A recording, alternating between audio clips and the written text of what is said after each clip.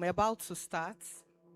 And just so that we do not waste any more time, I'm going to welcome the moderator, Sadiya Mukhtar, to help us moderate this session. Can you kindly come up? Sadiya, would you like to introduce the other speakers, or do you want me to introduce them? Thank you. You can sit there.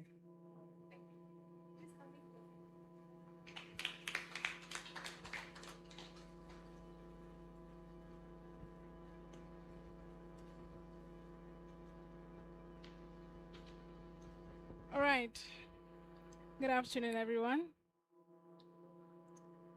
I'm glad this came at the end of the entire program because it's a lovely way to wrap everything up and like put a bow on it.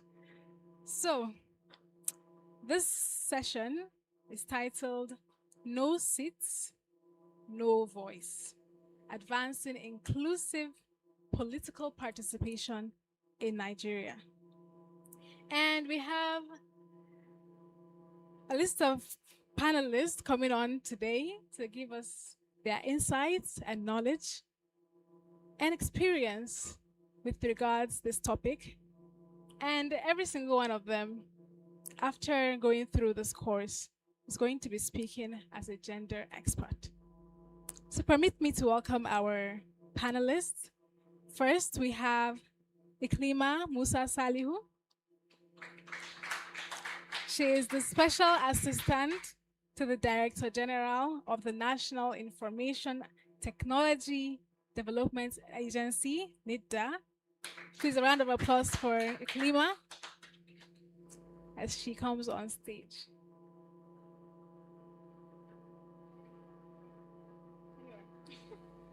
We can just do it this way. All right. Secondly, we have Victoria Vanni-Sodeinde,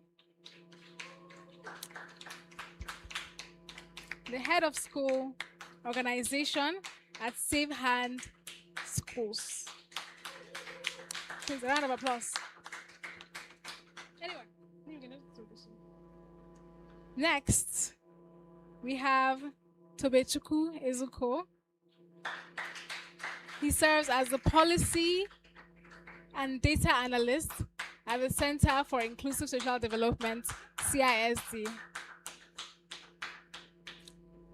Then we have Bello Victoria Oziofu, serving as the Deputy Director of the Center for Girls Education, CGE. And last but definitely not the least, we have Gobir Ismail, serving as the HR Business Partner Organization at Wema Bank. Please, another round of applause for all our panelists. All right, so as I said earlier, each one of you at this point of this course will be speaking as a gender expert. Yes, so we'd love to hear your insights, your knowledge, and even experiences that will help shape this conversation. So as we speak right now, Nigeria has one of the lowest women participation in politics in the whole of Africa. And that is very disheartening, considering the amount of effort that has gone in to change this over the years. Still, despite women being half of the population and a significant percentage of registered voters in Nigeria, we occupy less than 5% of elected seats at the National Assembly. And this just reflects not just a systems deficit, but also sociocultural, religious barriers that stop women from participating. Not just participating, but also leading. So following the 2023 elections, as I said earlier, women occupied less than 5% of seats at the National Assembly. And a major policy proposal, which we are all familiar with at this point, which is the Reserved Seats for Women's Bill, seeks to change this. It seeks to improve and increase the participation of women in politics in Nigeria. And there are two parties here. So some people believe that this bill is necessary, or at least an immediate first step for us to increase women's participation. But then other people are not in support of this because they believe that it's only going to be a form of tokenism. Just say that, oh, we have put the women there, so now they have the seat, so they cannot complain anymore.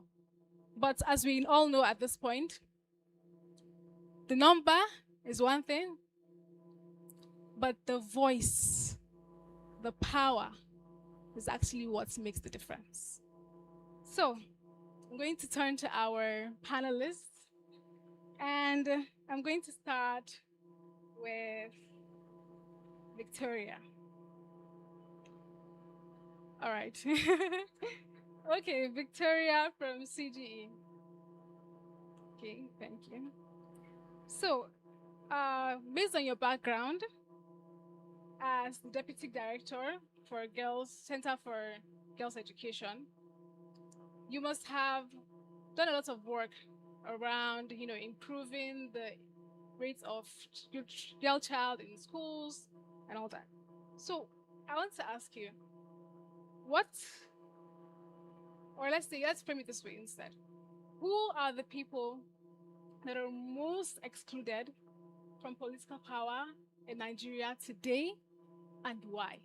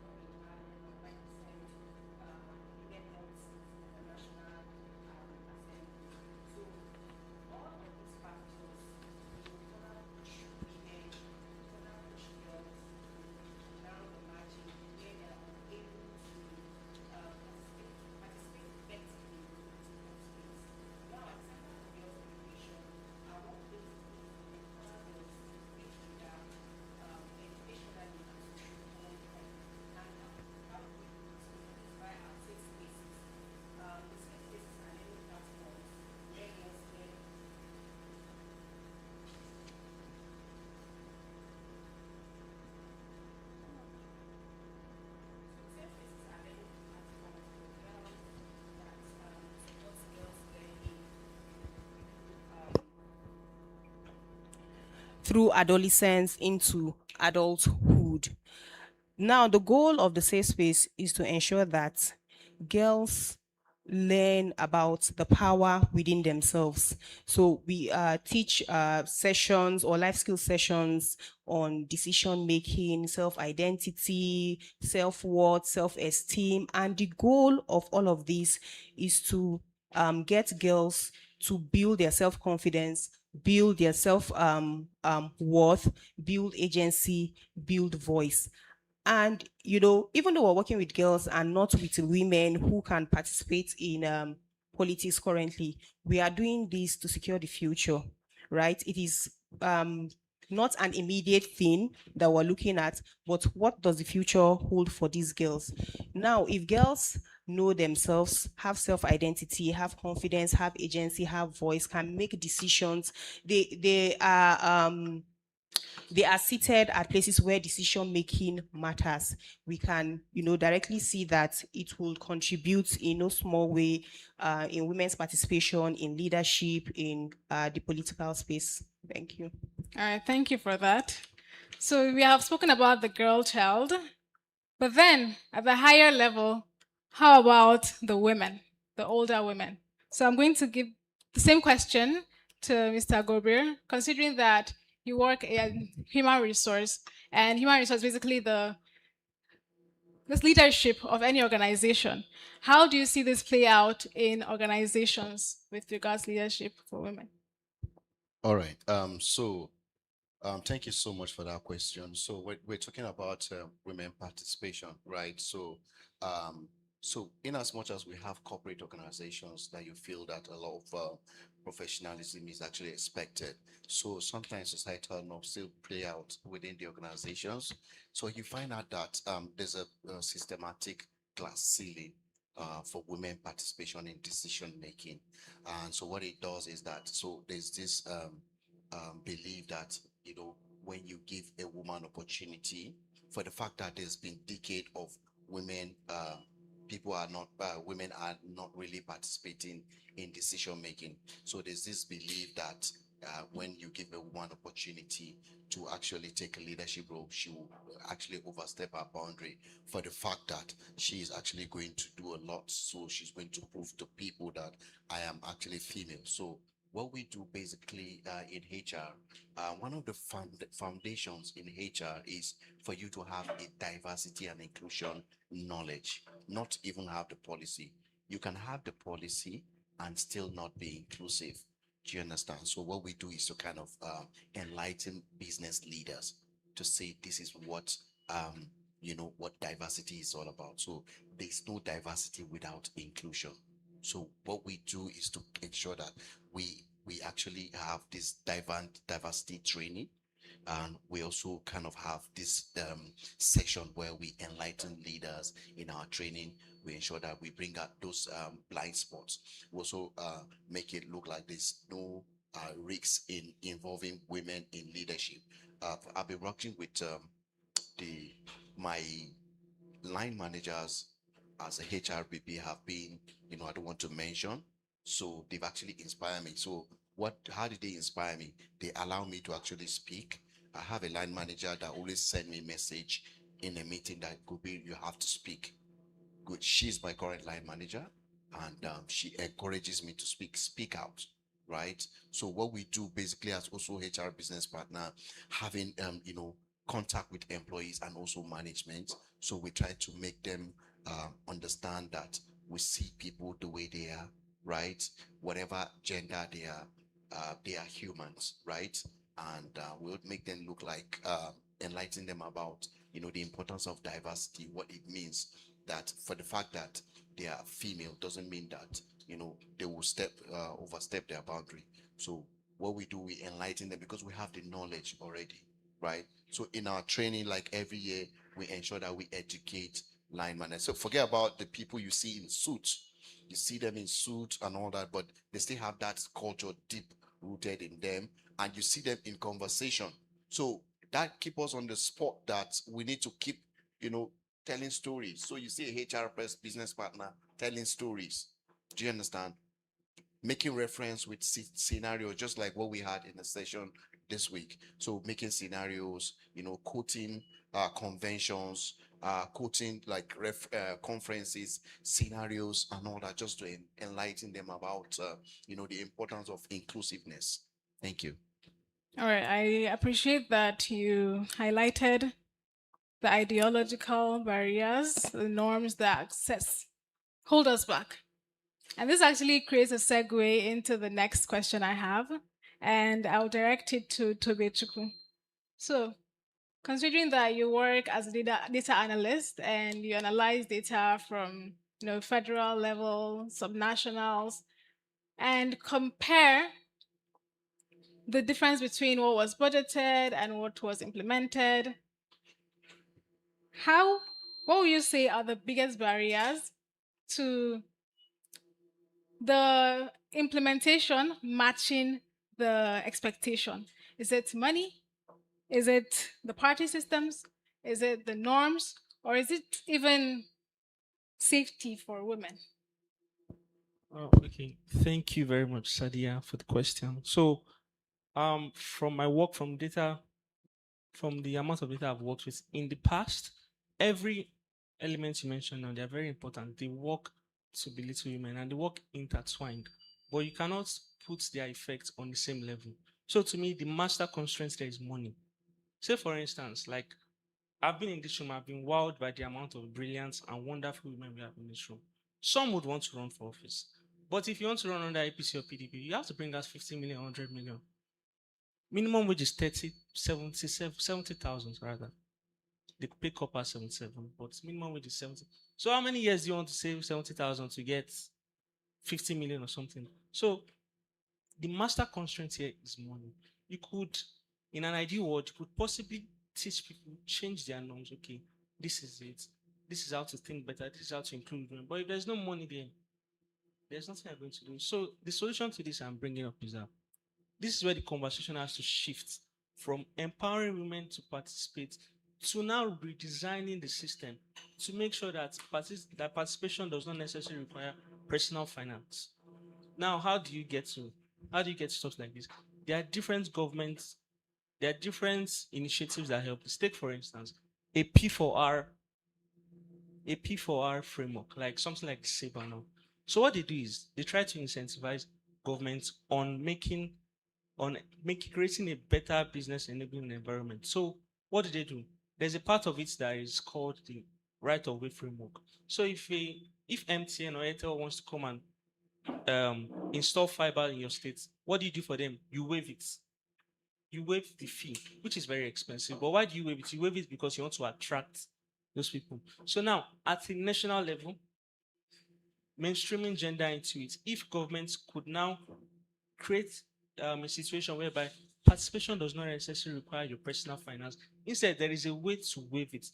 Because considering historically, women have not really been participatory. So it is morally right and intellectually right to, waive it for them. That, since you're a woman, let's waive this for you. So we have more inclusion of women. So women are more willing to participate in politics. Thank you.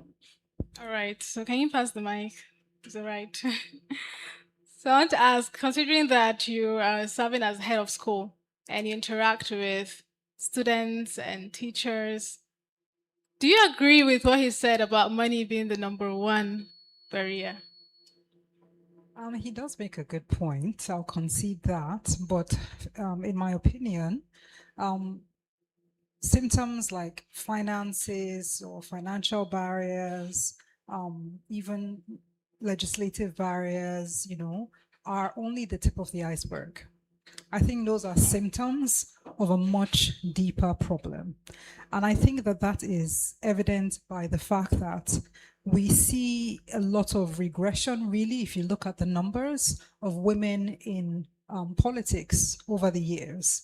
Since the Beijing conference, since the 80s, 90s, you would imagine that women participating in politics would be on the rise. The fact that we see the opposite trend actually tells us that there's something here that is not getting to the core of the problem. And when you look at the socializing agents, like religious organizations and cultural organizations, including education, you start to see that it's almost like we're learning a foreign dance that we're not quite comfortable with just as yet.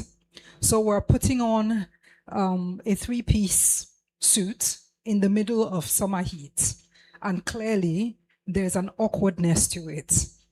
We're going through the dance of gender inclusion, but there's something that's not quite getting to the root of the problem.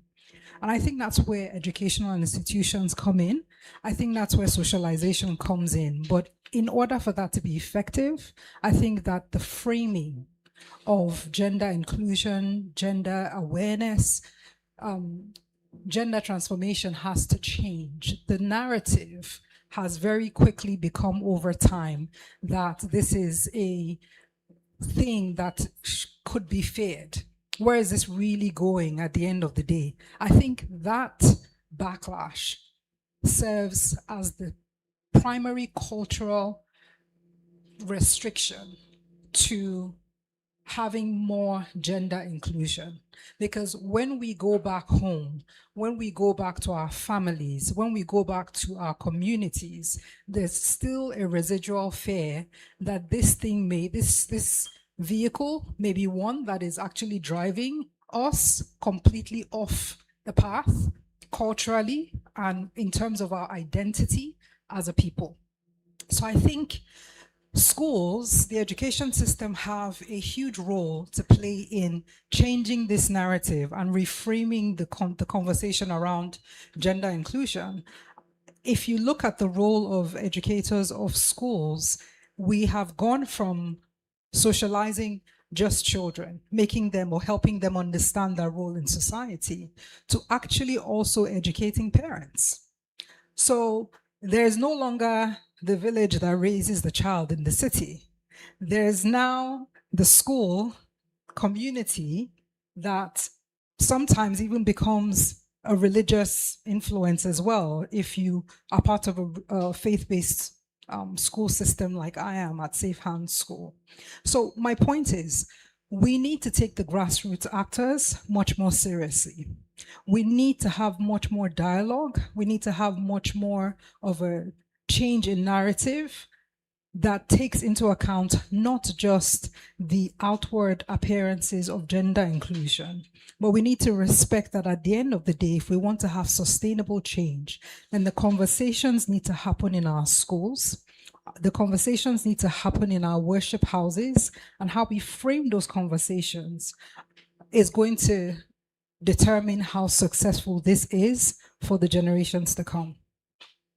All right, so I want to capitalize on something you said earlier, that there is a regression in the participation of women. And I remember what Chief Oziofu said a few days ago, that ahead of the 2027 elections, there was a bill that they were trying very hard to pass, but then it will not be implemented before the elections in 2027. So, can you please pass the mic to Iklima? Does that mean that we just fold our hands and wait until 2031 before we can see improved participation of women in politics? I believe everybody will say no. So what are the reforms that are realistic right now ahead of the next election cycle?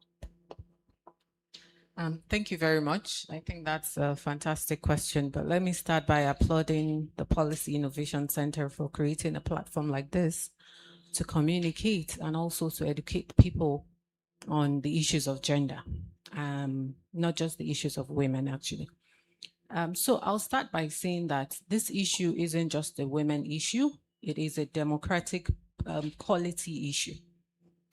And that's why when you look at the numbers, it's dwindling all the time.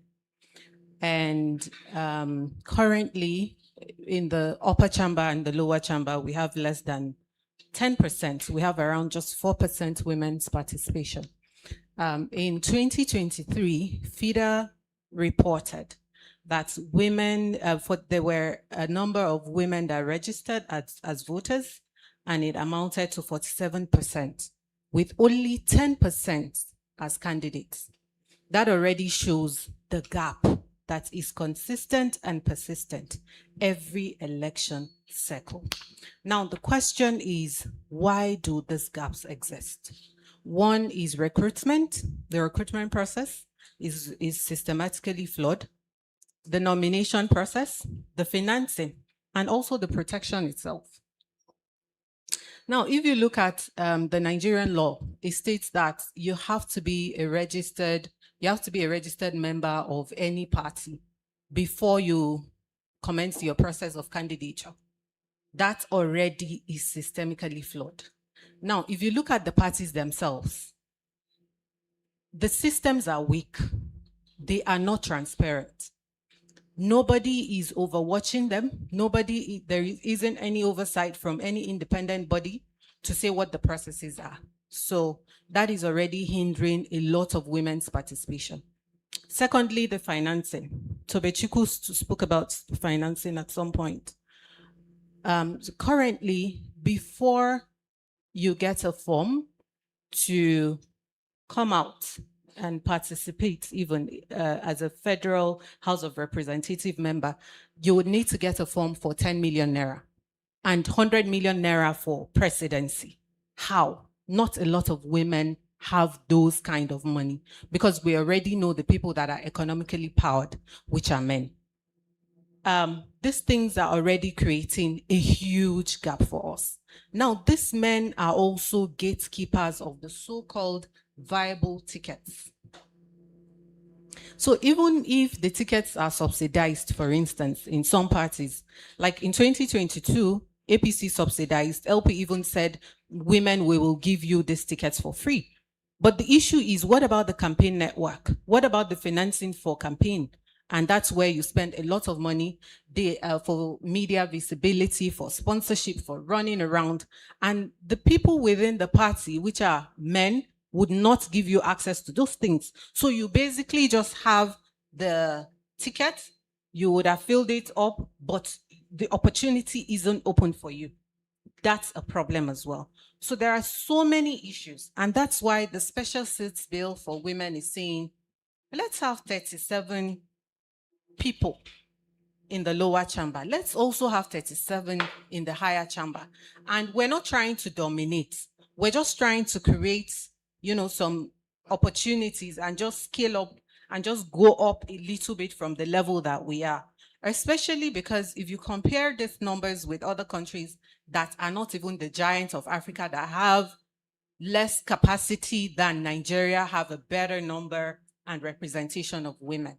So there is a lot that needs to be done. But just to wrap up, I would say that the special seats bill currently is that low-hanging fruit that would quickly reform the system for us. The question is whether it will be passed before the next election cycle or after the election cycle.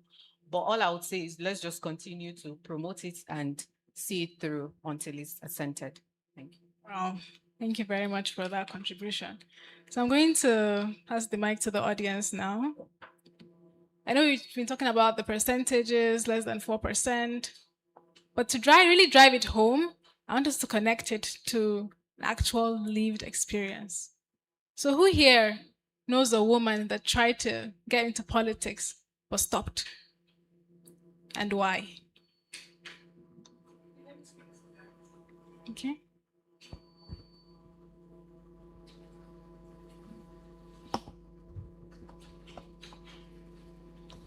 Okay, so I am the woman who stopped because I did not see the possibility of getting the kind of support that I would need. Let me start with when I went to the university, I've always had interest in leadership, politics, and so head girl primary school, head girl secondary school, got to the university, I started in some departmental stuff and all whatnot. So I was going to contest for the president, and everybody said, you will not win. So I didn't get the support I needed. Everybody was like, you have big eyes, go for vice president. So, I still went for the vice president. I had competitions, that's a different story, but I shall won. And because of that role, it opened my eyes to the possibility of just entering the politics in Ebonyi State. I'm from Ebonyi State, and my school is situated in Ebonyi State. So at the time, they told me, first of all, that you cannot speak the Ebonyi language. I can speak my dialect, but it was not sufficient to the points that they wanted it. And then they were like, okay, you're a woman, what position do you want to now go for? Is it governorship? Is it councillor? Like, all those supports that I needed did not come. But there were other guys in that state that were all in school. We did student politics, and they are thriving. So because of the way it went, and also because when I was contesting for that school student politics SUG thing, the guys were asking for some things I couldn't give and all whatnot, which I would not want to mention directly. I just saw that it was going to be very difficult to just go through that line. So I just came back to Abuja. I said, okay, I'm not staying here anymore. I still have that dream. When I'm trying to draw my big picture, somehow, I just see politics coming into it. I'm always interested in anything that has to do with politics. But right now, it is only going to take the special grace of God or someone that would just tell me or give me good reasons why I have the chance to contest with a fellow man and still win without without being judged or something. So yeah, that's my story. Okay, can I plead with you? Please never let that dream die. You have a lot to contribute. Thank you so much. I think I saw 3 hands up, so we're just going to take the 3 and then resume. Hi. Wonderful panel conversation so far. Amazing thoughts. Regarding the question you asked, it ties to what she mentioned, support. So growing up, I had this relative, she was running for councillorship, and she had apparently it looked like she had support because there was a whole sector giving her money to fund for the things. Like were people doing that. She was making regular trips. She was more in Kogi State than she was in Abuja because there was the whole you have to be part of the system and all of that. But then elections were drawing closer, and this was after the primaries, basically. And I don't know how it worked, but they were like, oh, there was someone else, a man there, who has been present in the party for so long, and they think he deserves to hold the position, other than her, who has invested, who has been putting in all of the work. So yeah, big on support. And then there's a whole quota and reward system in politics that a lot of times we cannot, or a lot of times it disadvantages the women. They will always say, oh, this man is doing a lot more, let's give him the opportunity, basically. So that's it from my end. All right, thank you for your contribution. Can we get the last person? Yes. I think I was the last person. Okay, so this one is a real lived experience. When we were about to go into university, my friend's mom woke up and decided that she wanted to run for politics in a certain south state. I'm not going to name. So she sold everything she had, really. They had lived in Jos. She had grown her business, and she decided she would go back home, start from the local level and build her way up, start from local government. And selling everything she had didn't even get her a foot in the door. She did that for 2 years, and eventually her children had to live with relatives for a while for her to find herself again, because she was broke, financially broke, morally destabilized, because she didn't expect the backlash that she got, because it was like, where are you coming from? You think you're so educated now that you want to get into politics. And also, from what we learned earlier, she was also divorced, which apparently didn't help her stand a chance, because it was like, if you can't stay married, then you obviously cannot hold any political situation. So needless to say, she will not be venturing that way again. But yes, these are the systemic barriers that keep women from going into politics that I've had lived experience with. Thank you very much for sharing that. So I want to capitalize again on what the first speaker said. Where's the mic? Oh, can we have the mic passed to the front, please?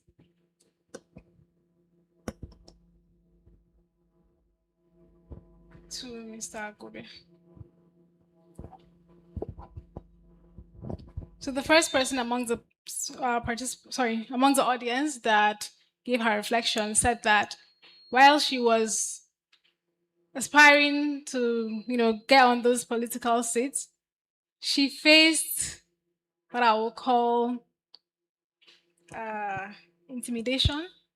She also faced some form of emotional violence from the other gender. I'm not going to say men, but the other gender. They were asking for what she was not willing to give. So, considering your experience with human resource, what role does violence and intimidation play in restricting women from participating fully in politics? But apart from that, I don't want you to just give us a theoretical aspect. I would like you to please use a lived experience. All right. So thank you so much. Thank you so much for the question. So, so just look at violence. Do you understand? In an ideal situation where the politics itself, the election is meant to be open for everybody to participate, right? Both male and female, people with disabilities, the older women and men, right? So imagine that in every election there's this riot, this fight, there's a lot of fight, ballot snatching. Automatically, what it does is that it keeps you at that disadvantage, because if you are married, right, and your husband actually wants you to participate in politics, but for the fact that there's no peace and there's insecurity, what happened? He asks you to come back home. Do you understand? So what really actually affect them and also limit them naturally is actually the fact that there's that instability, right? So for the fact that people come, they snatch ballots, even the police cannot control the crowd and all that. So basically, it just place, women to actually withdraw systematically to say this is not my thing. And for the fact that also the society naturally look at it that as a woman, why should you be, participate in politics? Referencing what happened in one of the northern states. So when win election, and all of a sudden they say, because you're female, you will not be able to, she had to drop it because of pressure. So you find out that even as educative as most politicians are, they still find a kind of, play vital role in actually those in affecting participation, because for the fact that they're used to the fact that people actually that participate in politics they have what it takes, like the money to buy tickets, to buy form, right, nomination form, right, and as fact that people that are influential, they have a particular lineage that, okay, these are the people that must participate in politics. So even when you have the intent to participate, there are people that are actually key players, which naturally limit you. So when you know that there are these people that are coming to play this politics, naturally it limits women participation.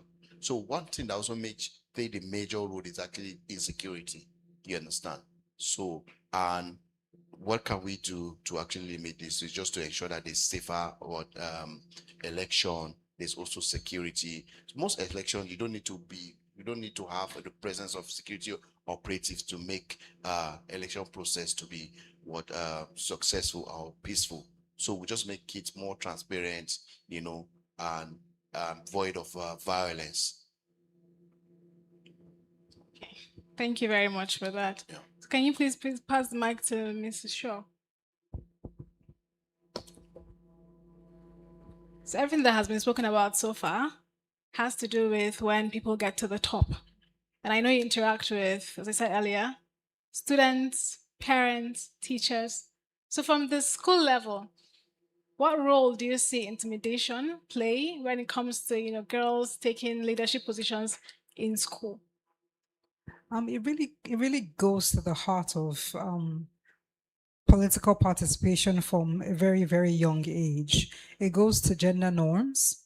What do we give our daughters permission to do?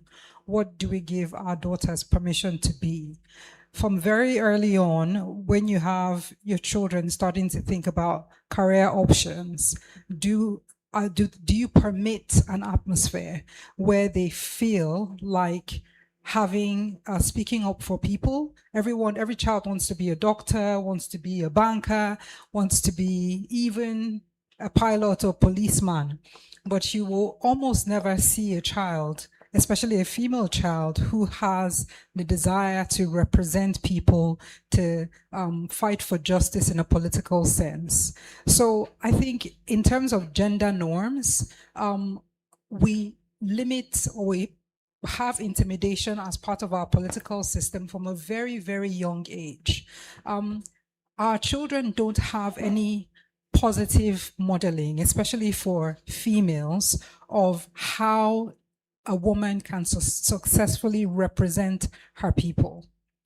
You may have women as successful technocrats, so the gender norms may fit a woman leader as a technocrat, but you certainly don't have young girls being encouraged and being told that they can be like a biblical figure, like a Deborah in the Bible, that can speak up for women and fight for women. We don't have those conversations. And I think those are the important conversations to have with our children. What are the options for life for you? We see that your personality, we see that your interests are sort of inclined, and a lot of little girls have that desire from very, very early on to protect those who are being bullied, to speak up for their friends. But gradually we see in our classrooms, sometimes they say education is the place where learning goes to die.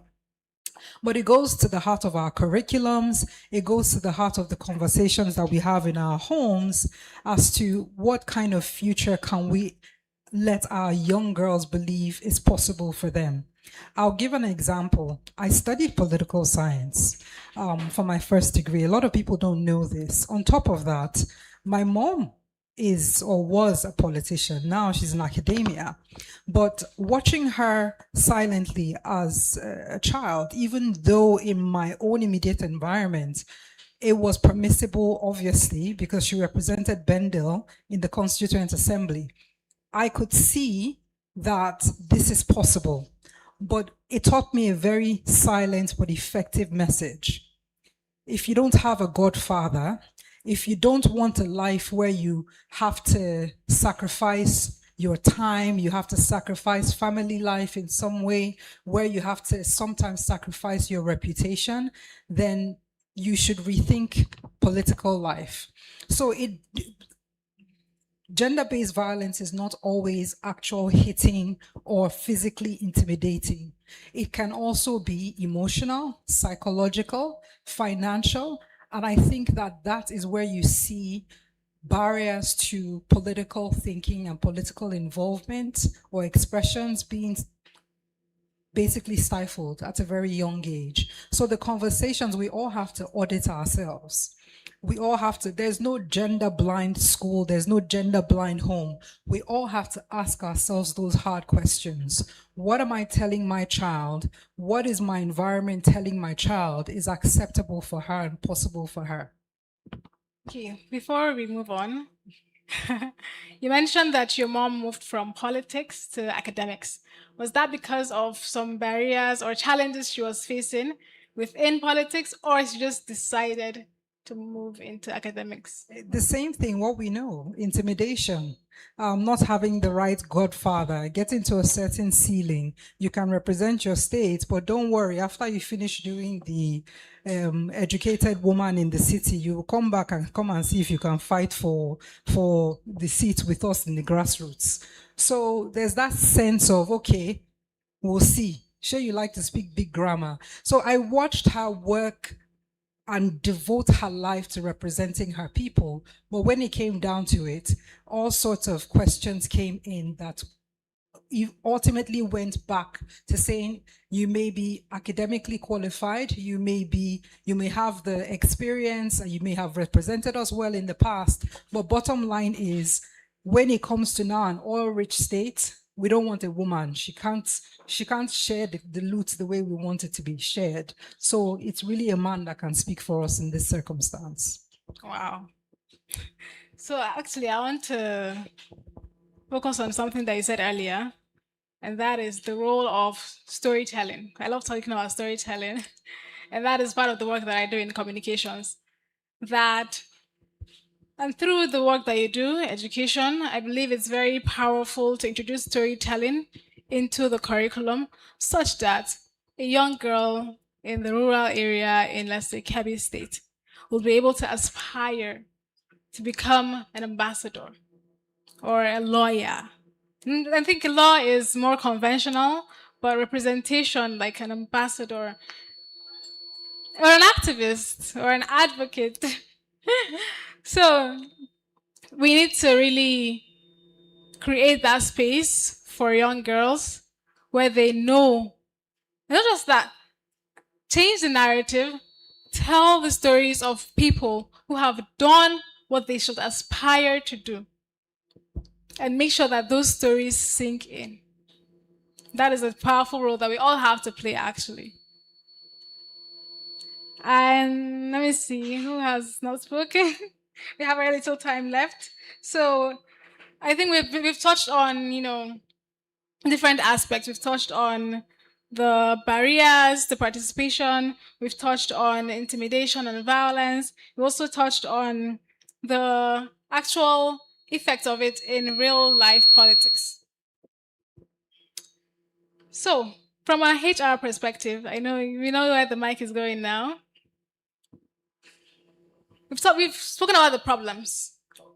Now, let's talk about the solutions. In what ways can the system protect women that actively want to participate in politics and have something to contribute? All right. So thank you so much for that. I'm going to be very brief about my response because it's actually very simple. But when it comes to intervention, it takes a lot of investment in terms of intentionality. Without intentionality, women cannot be safe in politics. So what do we do? Number one, we need to also make it easier for women to actually access this form without being discriminated, right? We need to make it easier for them to access form and also participate fully. Number two, security. We need to ensure that people are actually safe. So if you can also make the access to registration free, but security will also limit them from participation. So what we're after is full participation from beginning to the end, right? So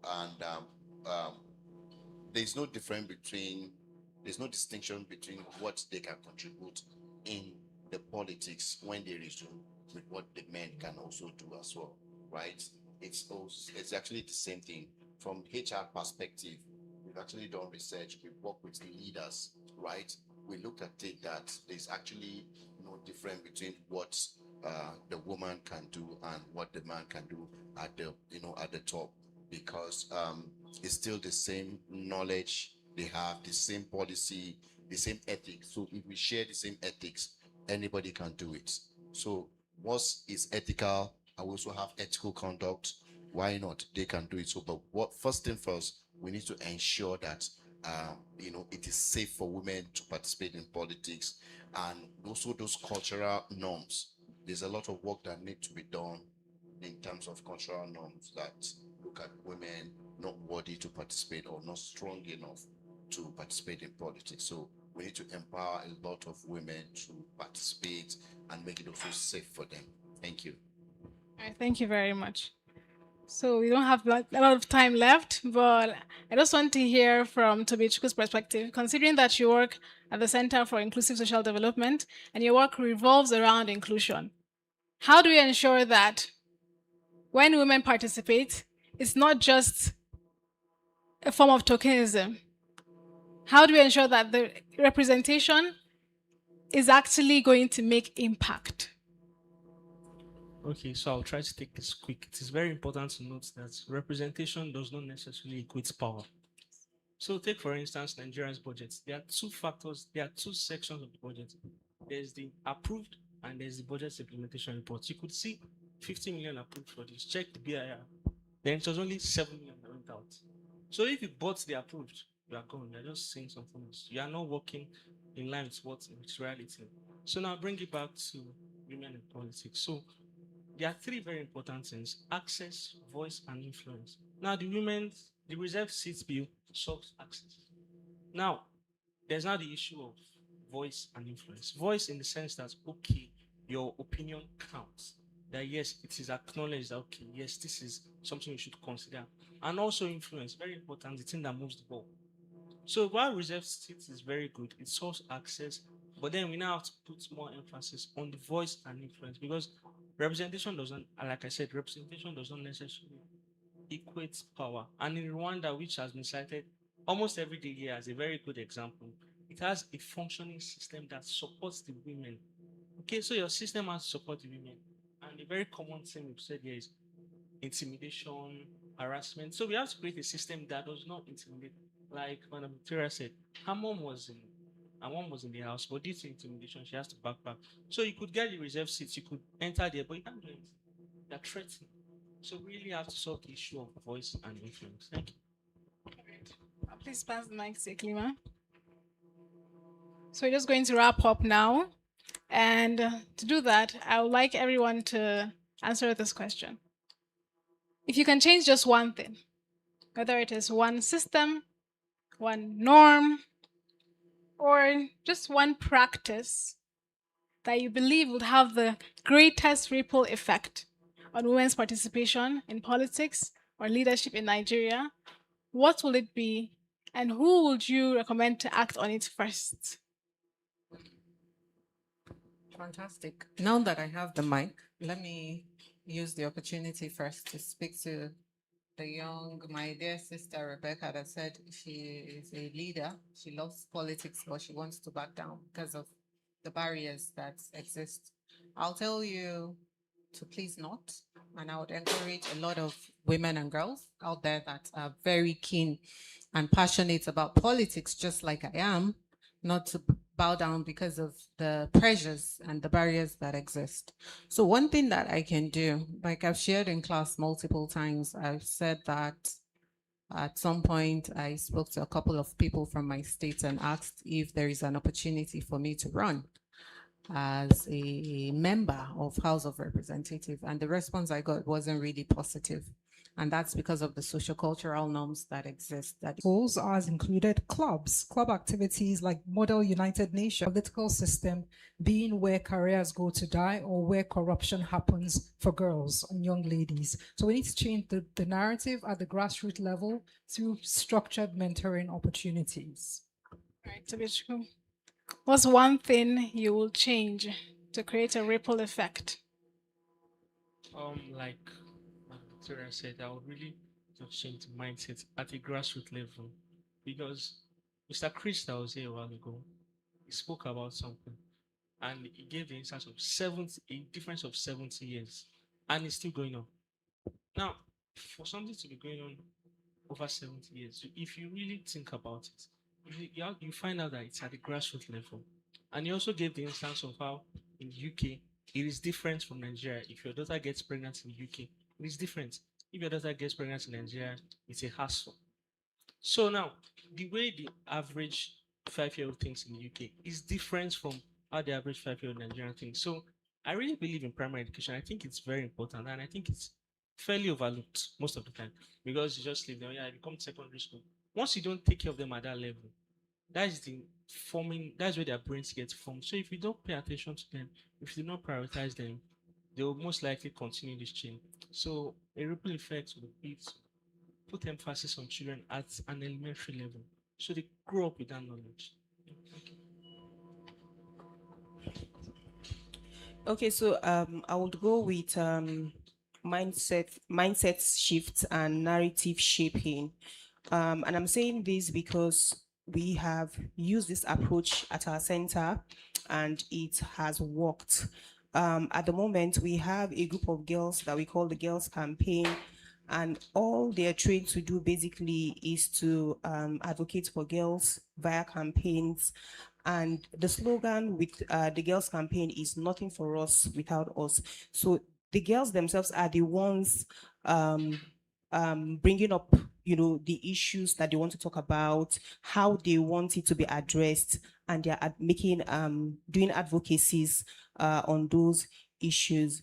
And I say this because over the years, we have been working with girls, and we, through our life skills and safe spaces, we train girls, on how to speak, voice, agency, and all of that. And at this moment, we're not yet where we want to be, but at this moment, I can tell you that through the mindset shift from the safe spaces, girls now in their communities can decide they want to go to school. They can decide when they want to get married, who they want to get married to. They can decide how many children they want to have and when they want to have those children. And, these girls are also like role models in their communities. And in that community setting, we are seeing them as leaders. The community are seeing them as leaders of other girls. Younger girls are seeing them as role models. The community at large, they're seeing them as billboards for change. And we have girls who I mentored, who are currently my colleagues, right, at the center. And these are clear examples, concrete examples that people in the communities can hold on to and say, educating a girl child can make a big difference. Now a girl is working in a formal sector and bringing in income, and she's a very good example of a girl in a leadership position. So yes, I would go for mindset shifts and narrative shaping, because that is where gender norms are formed and they are held onto. Thank you. Let's hear from Mr. Gobir. Final reflections. So after all that we mentioned, right, from the mindset, from the policy, from the implementation, and what I will do finally is just to break the ceiling, break the glass ceiling. I will use a hammer and break the ceiling to ensure that women are participate in politics, and also they have a visible roles that are visible, because there's this norms in, oh, let's just talk about it and we forget about. So what I would do is just to get a hammer, break the ceiling, and ensure that there are visible roles that women are participating, they're also playing. Thank you. Wow. Can we give a high round of applause to our panelists? Those were very, very valuable contributions. All right. So, at this point of the course and of this session, I believe we all agree that there is a critical need for participation of women in politics in Nigeria. And we all now understand the benefits of this participation and what this can look like for us in this country. So, I want to leave us all, our audience here, as well as online, with one question. What commitment are you personally going to make to contribute to the participation of women in leadership in Nigeria? Please sit with the question. Thank you very much for your audience, and this brings us to the end of this session.